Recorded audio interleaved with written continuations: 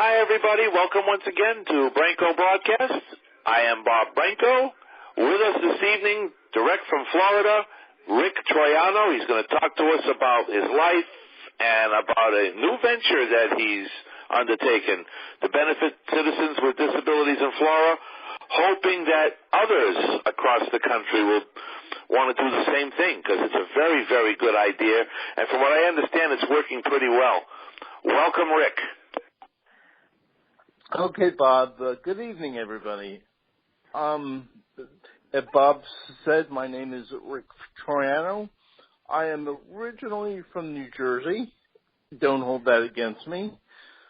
I am visually impaired. I have congenital glaucoma. I also have slight CP. I was born in Newark, in Hillside, and I moved down the shore to a town called Long Branch, where I went to school. I went to Perkins School for the Blind. I went my high school years at Perkins School.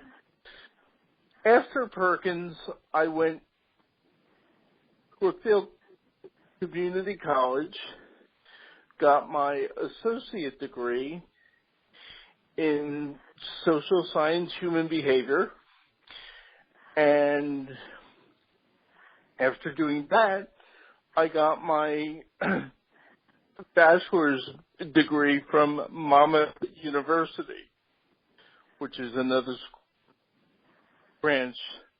Either way you go, Hawks. At our school team. Anyway, from there, I worked in Long Branch as a social worker. I worked at Motions, Monmouth and Ocean County Independent Living Center, where I was an advocate. I also worked for the Commission for the Blind, where I was an adjunct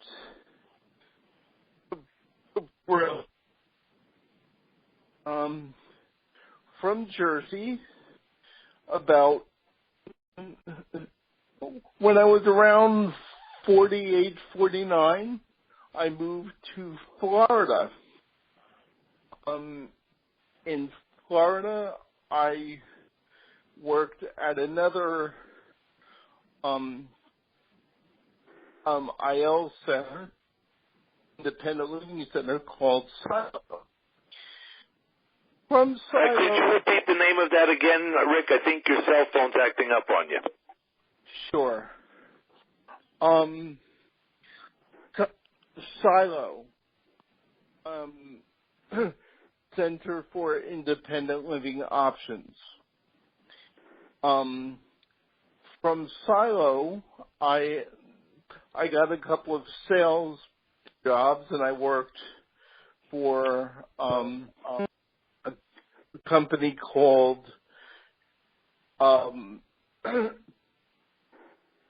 the American Credit Bureau, where I was a credit counselor, you could say.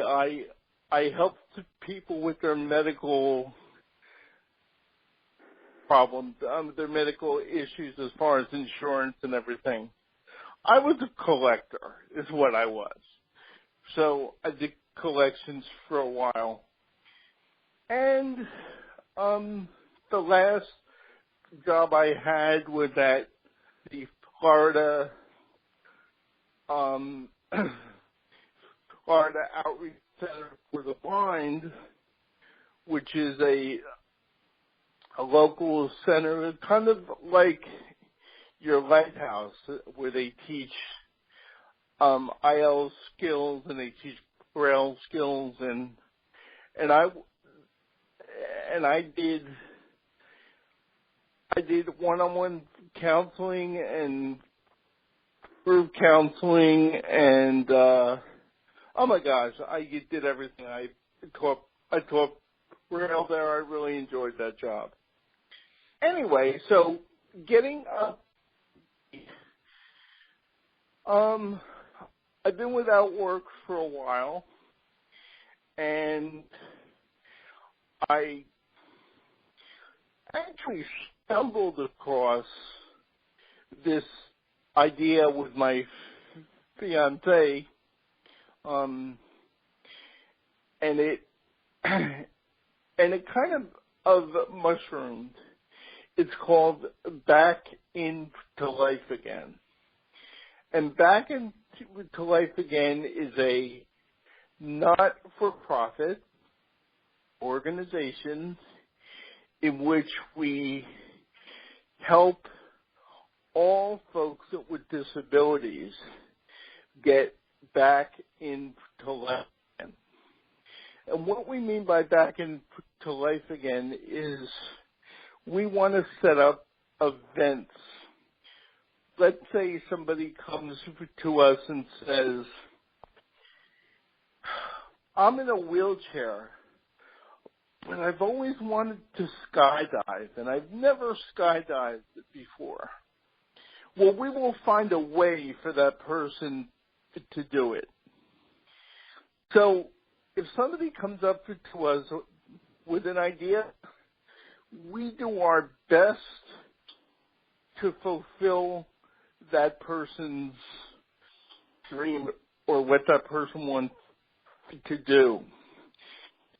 Now, the whole idea of Back into Life Again is that people have the ability in Back into Life Again to control what they do. And what I mean by that is we're the tools to people getting out and things. We don't do things for you. We assist you in what you want to do.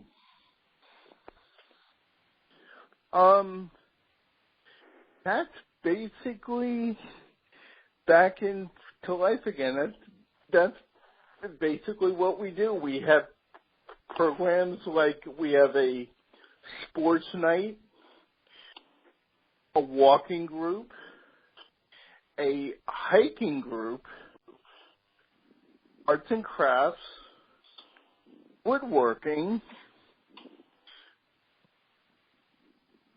bowling, anything somebody wants to do, we will make an attempt and figure out how they can do it. Can I chime in here a little? This is Sandy. Sure. And I have a little bit of a different perspective on this. When we first started this, I got involved because I lost my sight about 6 years ago. I was an older person losing sight at age 55. And when that happened, the furthest thing from my mind was to join any group that focused on blindness. I was still working. I was still dealing with 2 kids who needed me for support. I didn't have the time to deal with a blindness group, let alone a desire. I wanted to make as little change in my life as possible. Give me the basics so I can keep functioning, and then just let me go back and try to make my life as much as what I was used to. But I got involved with a dragon boat team up where I used to live in Maryland. And I did it only because I thought I'd have a nice boat ride on the water. It turned out to be a racing team. Who knew? But it got me in touch with other blind people. And I not only made friends with them, but I learned from them because I saw how they handled it. And it struck me that a lot of people, especially older people, when they become disabled, they tend not to want to change things in their life, but they think that the world's become limited. They think they can't do things anymore that they used to like doing because their disability is going to get in the way. And if we can give them not a teaching thing, because they probably don't want more teaching, they can get that from the Outreach Center and the Lighthouse, but just a chance to go out and socialize and know that they're doing it with a group that may understand it. It may be challenging to them, but we're not trying to preach to them or do anything more than just say you can get back into what you used to like doing and your disability shouldn't hold you back. So it's more, in my mind, an organization to provide athletic, cultural, and overall social opportunities. I think Rick's a little bit ambitious in his goals. We don't have the capacity to help people skydive yet, but we do want to set up groups of these different activities to see if it appeals to someone so we can pull them out of isolation and hibernation.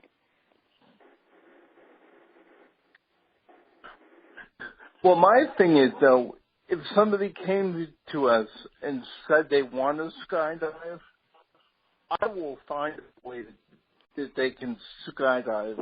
Sandy, wouldn't you agree with that? I don't know if we have the capacity to do that yet. We've started this in June. We're up and running. We've got a sports night running. We've got someone all set to do yoga. Can't come Friday? But again, we're a small outfit, and we're really getting started. We're open to all sorts of ideas, but we're doing. Would it be safe to assume that if you, Rick, received such a request, that you would research possible resources for that individual and not necessarily make it the responsibility of back into life again? Would that be a safe assumption? Absolutely, Bob. That is a safe assumption. Okay. So we understand. You're not taking on that responsibility, but you would refer the individual. Right. But we do want people to come and join the groups that we are setting up because we will have good groups to do hiking or just walking if they want. Rick's done a very successful sports night so far, and we've got other things that we are capable of doing, and we just want to give people this to pull them out of hibernation. I am a blind skydiver, and I could give you resources as to where to go, how to be trained, and where people can learn to do it. Wow. I'm impressed. You know what? I will take down your information after we're done, if that's okay. Bob will give it to you because I'm going to have to leave early. Okay, no problem. There's several of us that can give it to you. Okay. No, Rick, I have a question for you. Sure.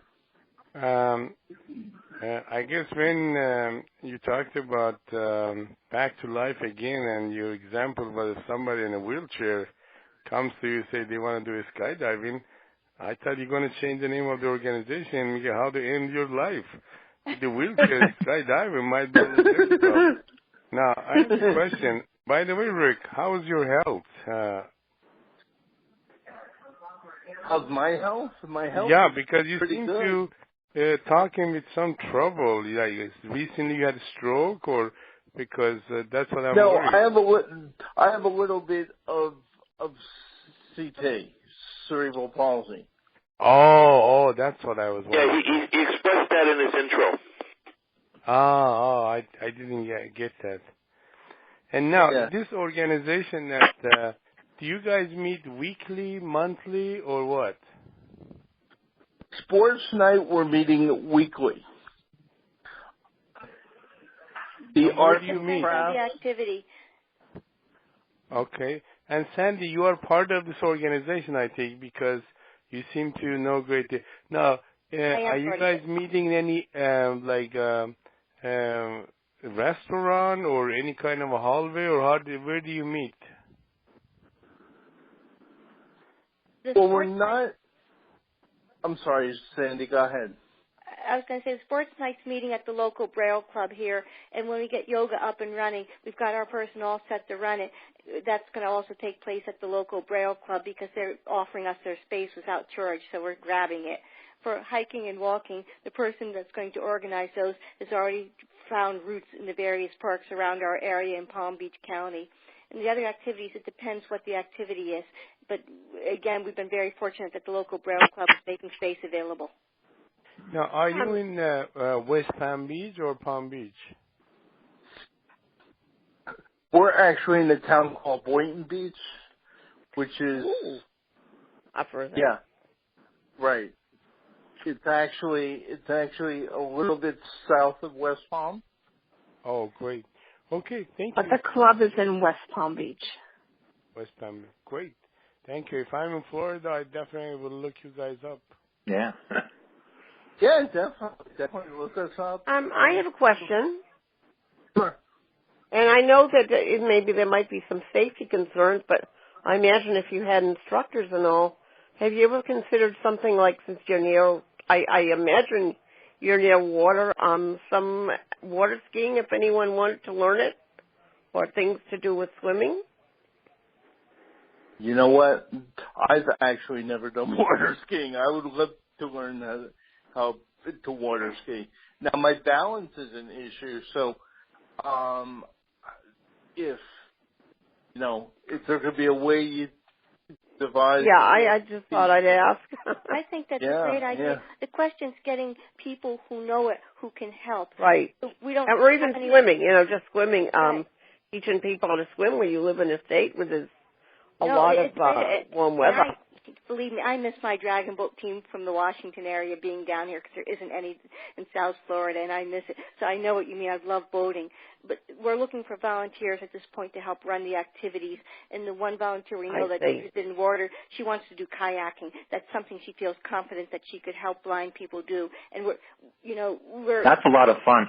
Yeah, people have to realize that they're probably going to have to sign waivers. We're looking into getting insurance to provide as much safety as possible. But at this point, again, we're really looking for volunteers to help with activities. We're looking for suggestions for activities, and we're looking for clientele. I'm going to talk about just plain swimming, too. Swimming would be great. Speaking as a former owner of a not-for-profit here in Massachusetts, I would like to find out if the process in Florida is difficult, like it sometimes is meant to be here in Massachusetts, to become a not-for-profit. Sandy I don't can mean to talk take about over that. Rick's thing, but I was Sandy can probably answer. Sandy can Rick, talk about Rick, it's your question. Go ahead, Rick. Okay, go ahead. Well, actually, I'm going to divert it to Sandy because Sandy set up the whole corporation. Okay, well, Sandy, is it difficult in Florida to become a not-for-profit?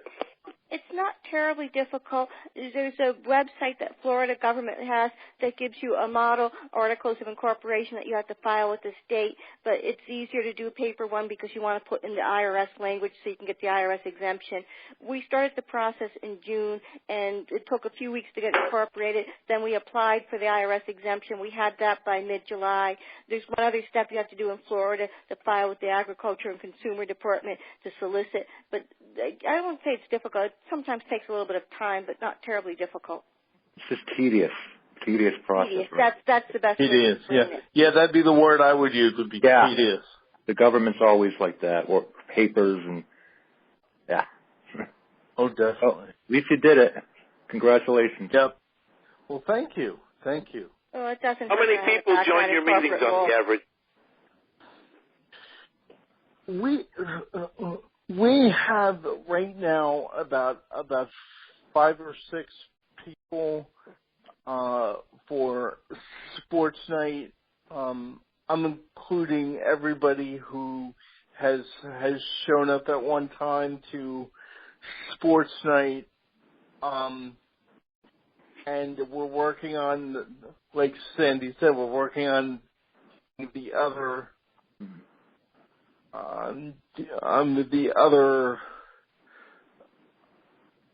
stuff up and running. How do you spread the word about yourselves down there?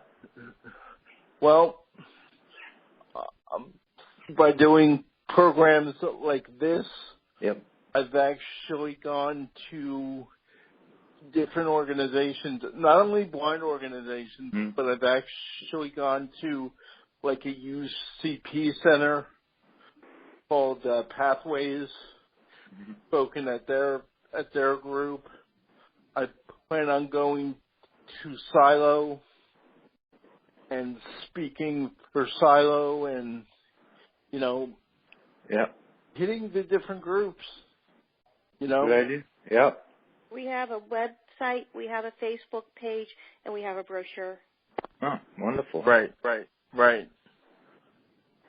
Could you give us the website?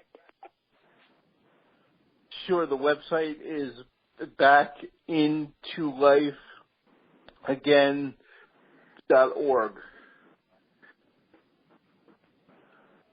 Backintolifeagain.org. Again. Okay. .org. Jay, do I have to show? And the email address is Rick T. Bila, which is BILA at gmail.com. Okay.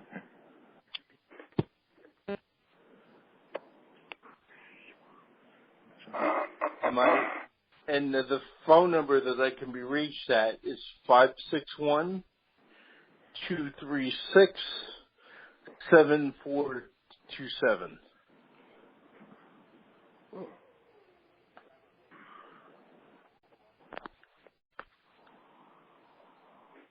Okay, any other questions? Any other questions?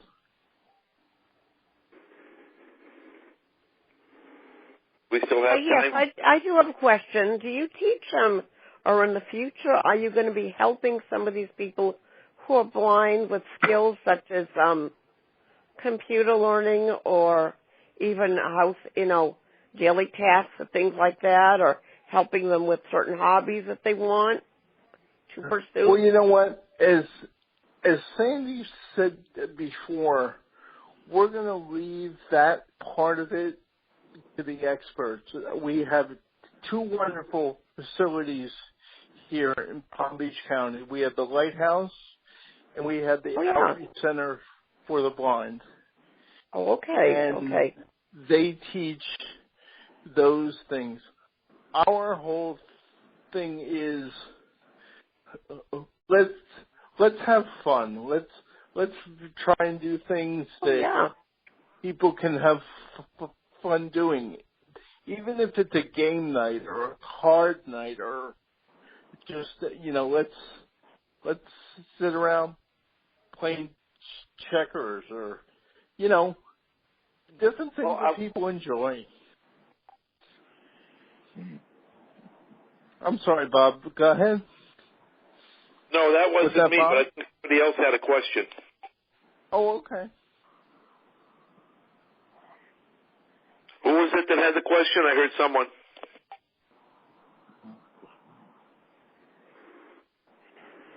Bob. Go ahead, Don.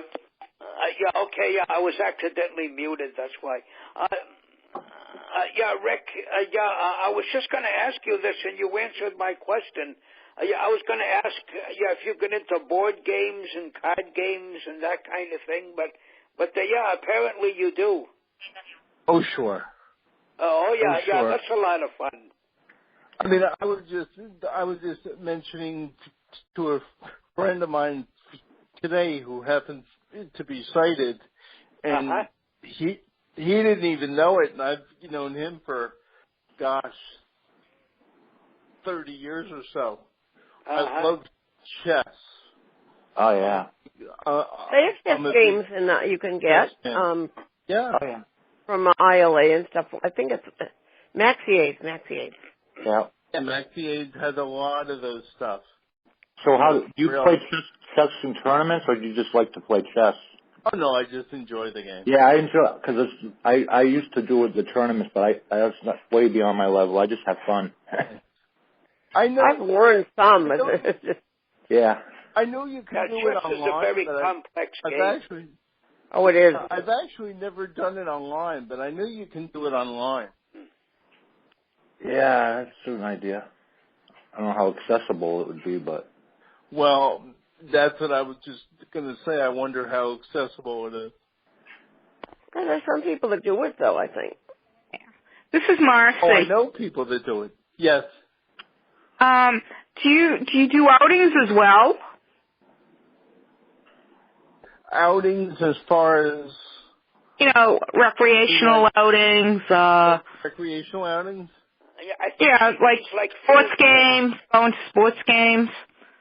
Well, it's funny because one of the things that we're talking about is going to either a Marlins game, it would have to be against the Mets, of course, or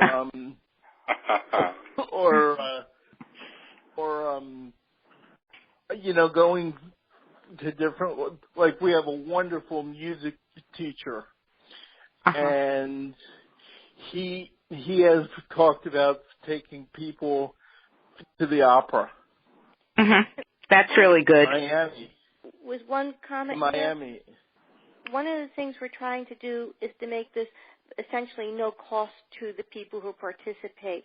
There may be a few things like the kayaking where they might have to pay to rent the kayaks, but we're trying to do this to keep the cost minimal. If we did outings like that, then people would probably have to pay something to cover the cost of the outing. But I guess we hadn't mentioned before, and I wanted to mention now that we're trying to keep this at essentially no cost. Right.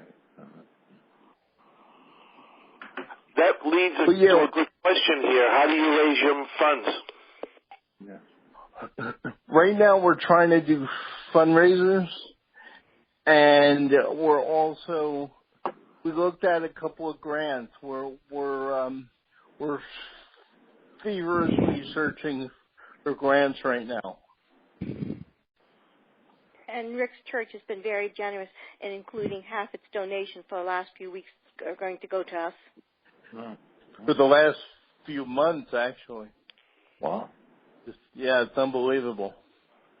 We belong to a wonderful church that will do that. Where you are a not-for-profit, Rick, do you have aspirations about getting a grant?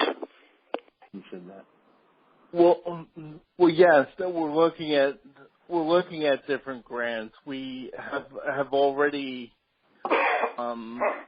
applied for grants through Goodwill and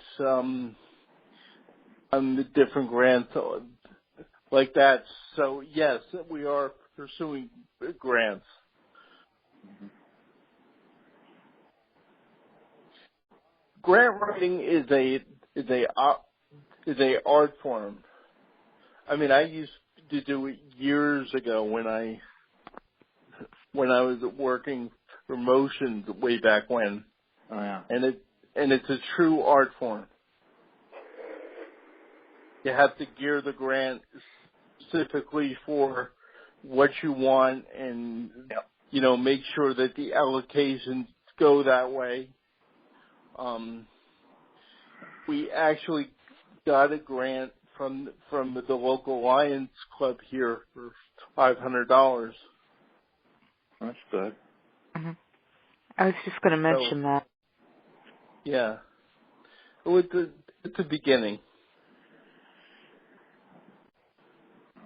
It's a beginning. Any other questions? Any other questions for me? Joe, I haven't heard from you. Do you have a question for Rick? I really don't at this time. I just have a comment when you were talking about water skiing before. I absolutely love it. That's all.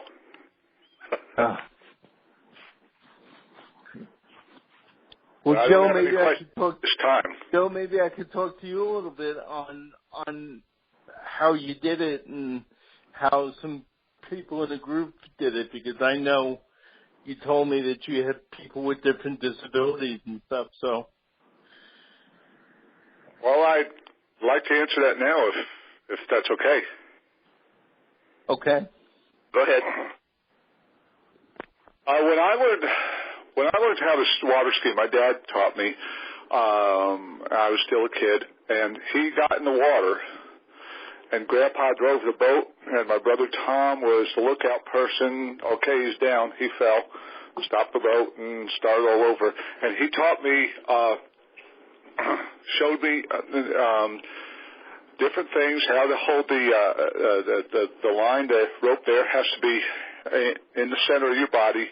And don't things blow by blow description about what not to do to allow the boat to pull you up, and so on and so forth, and different things that maybe a sighted person, like when my brother or my cousin were doing it, they could look out the boat and see somebody's flaws and pick certain things up by just watching. Oh, I've seen what he did. That doesn't work. Oh, okay, what he did now, that's what I'm going to try. But my thoughts on it, as I was learning, is my dad getting right in the water with me and explaining, no, don't do it this way, and showing me, putting hands on and put your feet this way. This is how you put the skis on. This is how, et cetera, et cetera. It was more in detail, took a little bit more time, didn't take me that much time to get up and going where I had control of it, but it took quite a bit more time when he was showing me even how to put the skis on. then just if I could look at somebody, it would take them 2 seconds to learn it. So that was that, and it was just repetition. If at first you don't succeed, try again, and then it worked. Nah, cool. Yeah. I love it. Good, man. What We about had that sailing? line. What about sailing, Rick? What about who? I'm sorry, what about Sailing. what? Sailing in a boat, sailboating. Oh, sailing. I actually went sailing once, but sailing is a big possibility because especially if you're visually impaired, it's basically all done by feel. Yep. I mean, Yeah, that's true. I mean, yeah, you feel everything. You feel the wind change. And it's how you face the sails determines what happens with your boat. So I loved it when I did it. I had a great time. It was a lot of fun. Steve, you had a question. I was just going to say, when I was a kid at blind camp in New Hampshire, I think they did water skiing, and I know they have a lot of blind sailing groups in New England. I mean, in Mass they have a lot of blind sailors, so that is a possibility. If you hook up with people that sail and say you want to help us out, I'm sure you could find people. Because I'm sure there's a lot of sailing in Florida. Yeah. Oh yeah. Is that Steve Burge? Yeah. Hey Rick, how are you? Oh my gosh. Hey bud, how you doing? All right. Long time. Wow. Long time. Saying I went to school with him. I went to Perkins with him. Wow. Yep. Well, yeah. Long time. I know. And like anyone who likes sailing, I'd love to do it. It's fun. It's fun. Yeah. And like I said, I'm sorry, Sandy. Go ahead. We tried to find sailing groups down here and boat groups down here. We haven't been terribly successful yet, wow, but we're going to surprised. keep looking. I Yeah. was surprised too. I was very surprised, but we're going to keep looking. That's it. I did it. They had a group, Sandy, here years ago called, I can't remember what it was called, the Adventure Group or something. It was for all sorts of people with disabilities. And we went sailing one time, and I really enjoyed that. Mm-hmm. A lot of fun. Isn't what? I'm sorry. Go ahead. No, I'm sorry. I don't mean to interject too much. It's just that part of the reason why I feel strongly about this new Back into Life again is, as I mentioned before, the Dragon Boat team in Washington did a whole lot for me. When I lost my sight, I didn't want to join any blindness group, but I joined that boat team. And then you look at how the dominoes fell. If I hadn't joined that boat team, I wouldn't have met the people who were on the D.C. Council, who persuaded me to join the D.C. Council. And if I hadn't done that, I wouldn't have gone to the ACB convention. If I hadn't done that, I wouldn't have met Rick, and I wouldn't be sitting here in Florida engaged to him. You just see how all these dominoes fall, and you want to say, pull out these other people who are in isolation and hibernation, because you just don't know how much good can happen in life. You think a disability is going to hold you back, and mine's opened so many windows, you know? Yep. Yeah. I feel strongly about it. I don't know, Sandy. You want to keep the engagement going or what? Yeah, I think we'll keep it for a while, Rick. At least until the wedding. Okay. All right. All right. Steve, you had another question? Well, I hate to admit it, but when I was a kid, I was afraid to do the water skiing, so I always they had a ski chair, they called it. I would do that. But I heard the key to water skiing is to relax and go with the, kind of not tense up and stuff like that. Is that kind of how it is? Like you don't want to stiffen up and you don't want to... Yeah, the looser you are, the better. Yeah. You talk about when you water ski? Yeah. When you water ski and you get up and the boat pulls you up, and at first the object is let the boat pull you up because it's water, and if I try to pull it up, I'm going to sink. It's not like if I were standing on concrete and I could push down on concrete and help the boat pull me up. No, there's no helping the boat pull you up. Let the boat do the job. And when you're up, the object is, okay, when the waves are high, you got to crouch down a little bit because we're bodily shaped and the waves will knock us down. You crouch down a little. Then when they simmer down, the waves get slower or not at all. Then you could stand up, and then you could just relax. You have got to ride the waves when you ride them, but then you relax and you're standing and you're just sailing kind of on top of the water. I love it. I'll give it up when my heart stops beating, I guess. There you go. That's really neat. That sounds really neat. Oh. Yeah. That sounds great. Well, and it's kind of like when you're floating along, it's kind of like you're just out in the open in the middle of the lake or the river, and you're just kind of hanging on, and like I said, if the waves get rough a little bit, okay, then you got to crouch down. They smooth up, you stand right up, and you just, I have my best time skiing and my best time thinking as I'm either fishing or skiing. Oh, yes. Oh, fishing's great. All night. Yeah. Uh-huh. That's really cool. Anybody else? Marcy, Lauren?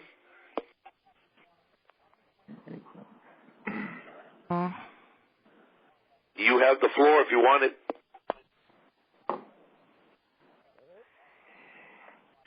Well, Rick, one of the reasons why I asked you to come on the show is to see if other folks that are on this line that live in other parts of the country would want to do the same thing that you're doing, get groups going for persons with disabilities to get them out socially and recreationally. You know what, Bob? I would definitely encourage anybody. I mean, if that's whatever your dream is, whatever,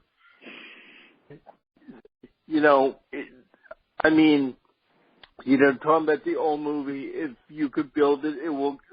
Oh, yeah. They will come. They will come. Yep. They'll come. Build the dreams. So yeah, I mean, build it and they will come. I mean, if that's what your passion is, do whatever your passion is. If it's singing, if it's, sports, if it's whatever it is, do your passion and go for it. And don't let anybody tell you no. No is not in my dictionary. Yeah. Yeah, true. Not in my dictionary. Not in mine either. Can't. I hear that. Yeah. Neither is can't. This is Lauren. I've been muted the whole time. I'm from New Jersey, and when you were talking about motions, I know all about that, all those different organizations. And we've had different groups in New Jersey that have done a lot of these things, too, or out in Pennsylvania, which isn't far. So I just wish you all the best, and I congratulate you on your program. Well, thank you very much. Thank you. Lauren's from your home state of New Jersey there, Rick. Now, how long have you been in Jersey, Laura? What's that? Been in Jersey. Oh, I've lived here my whole life. Okay. Huh? Well, surprised that we never bumped into each other. Yeah, I know. Wow. I was very active in Jersey. That's very interesting. I was involved in the governor's conference in Jersey. Oh, wow. Okay. Yeah. So yeah, I was pretty active in Jersey. Yeah. Wow. Well, I'll allow a couple more questions while we have the time. Okay. Bob, it's Marcy. Go right ahead. With what we have here in Massachusetts, with all the different outreaches and stuff, do you think there would be more room for this? Oh, absolutely. Absolutely. I mean, no question. because it's a big state. There's a lot of areas that people don't have activities. Like, Boston area, yeah, they probably covered, but most of the but they aren't. Yeah, it's like, you think about Massachusetts and, well, of course, Florida's a big state too, but there's so many people that, like Rick was saying, that are really should get back into life again, or into life, Well, yeah, like he's a bit, like Alan's in West Palm Beach, and when Raina lives down there, my niece, she had to go to Boca Raton in order to do something. Okay. What was in Boca? Because, I'm not that far from Boca. Well, she's a stroke victim. Okay. And they had things in Boca Raton for stroke victim, head injury, stroke, there versus where my brother was, where she was living. But she moved back to where her mother is in Connecticut because it was much more facilities for her there. Okay. So it is, states and everything. Yeah. And that's interesting. Why I wanted to do this was because there's not a lot here in Palm Beach County for people. And I wanted to broaden the horizon to people. I wanted people to see the possibilities of what they can do. And you said you're on Facebook too. You have like a group there, or is it a Facebook page you're running for your organization? Yeah, we have a Facebook page. Sandy, do you know the Facebook page? I'm sorry, I don't, because I don't use Facebook. I could look you up, though. I don't either. You can. You're back into life again. Yeah. For you. I guess to look us up, but yeah, I don't do it either. We have one of our teachers who set us up on a Facebook page, and she's like, "Oh, I have 250 hits on Facebook," and I'm like, That's "Wonderful! Good. Where are they? Bring them out here. Let's get them involved." Exactly. Rick, this is Lauren again. I don't believe I ever met you, but I bet we have a lot of people in common. Okay. Hold on. Okay. Oh God. Who do we have in common? I don't know. I mean, when you said you were in the governor's commission and all that. Yes, I was governor's involved in the conference. I thought there's probably a lot of people that I know that you know. You know Stanley Soden? No, I don't know that name. Okay, Stanley is now the head of motions. Oh, okay.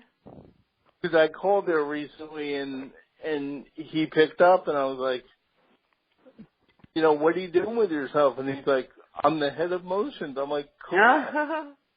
Yeah. So. Oh, wow. Trying to think. How about Rebecca Levin? No, I don't know a lot of people from Monmouth County actually, but I used to do a lot with the different independent living agencies. That's why I probably know a lot of people that you know. Okay. Pat, goodness, I'm trying to think of the lady's last name. She was actually the head of motions when I was involved with it. At that time, older lady. I don't even know, gosh, if she's still alive. When were you involved with it? In the 80s. Okay. Yeah, in the 1980s. Okay. Basically. Yeah, I knew people from back then, so I can't think of anybody off the top of my head, but there's a lot of people, so. Okay, yeah. Yeah. If it helps with our organization, we have an 8-member board that runs the corporation. And Rick's the president. One of our sighted volunteers who's going to do the crafts, arts and crafts, and the walking and the kayaking is the vice president. I'm the secretary. We have a person who's in the process of going blind who's our treasurer. And then we have 4 other board members. Right now, they don't have other disabilities. One's the person who's going to do our music program. One's the woman who's done our website. And 2 others are volunteers at the Braille Club. And that's basically how we're running the whole corporation at this point. Yeah. We're looking for anyone with physical disabilities. We're not equipped to handle mental, but anyone with physical disabilities, and to the extent we can keep diversity on our board and people with disabilities on a board, we'd certainly like to do that. And could you give us the website one more time and the phone number? Sure. It's backintoLifeAgain.org, and the telephone number is 561-236-7427.